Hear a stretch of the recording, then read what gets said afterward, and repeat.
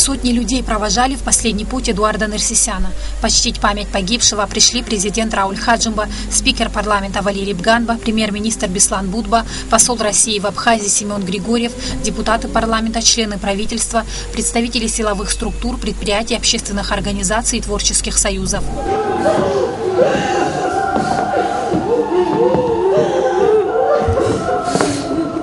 Сотрудник антитеррористического центра Эдуард Нерсисян погиб при исполнении служебных обязанностей 12 января в Галском районе в зоне режима пограничного контроля.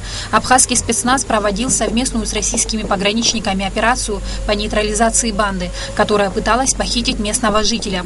В результате 3 преступников были уничтожены. В перестрелке погибли военнослужащий пограничного управления ФСБ России Андрей Удальцов и сотрудник Центра специального назначения СГБ Абхазии Эдуард Нерсисян. Его друзья отказываются верить, что Эдуарда нет.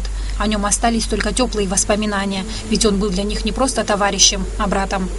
В Центре специального назначения он работал с самого начала, с истоков, с рождения центра, и до последнего дня отдавал себя полностью работе, чтобы в Абхазии было безопасно, чтобы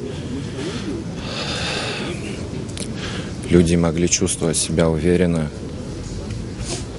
Очень хороший человек, очень хороший товарищ, брат, друг, всегда веселый, всегда с улыбкой, душевный, теплый.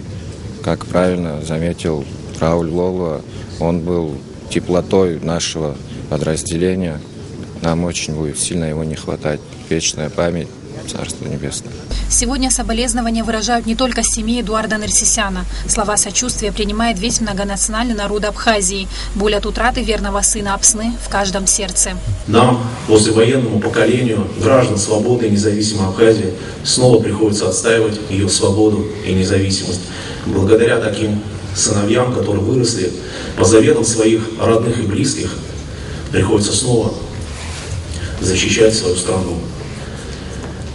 Эдуард Рафикович Нерсисян пал смертью героев. Эдуард Нерсисян предан земле рядом с могилой матери в родном селе Мачара.